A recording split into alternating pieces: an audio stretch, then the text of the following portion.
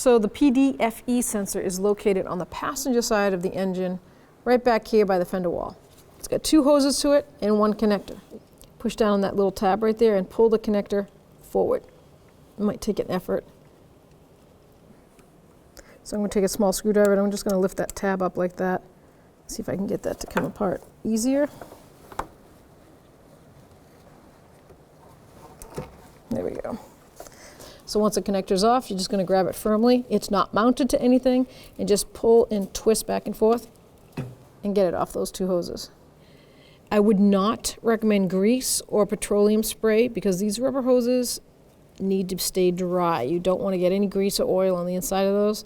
You're not doing yourself a favor. That could break them down, actually make them swell up. If you have trouble pushing that down to the bottom, the only thing I recommend is parts cleaner or carb cleaner. Anything that has alcohol in it that will dry out fast. I think if I can do it, you can do it. And there it is, nice and level.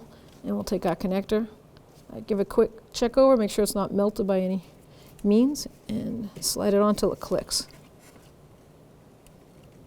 There you go.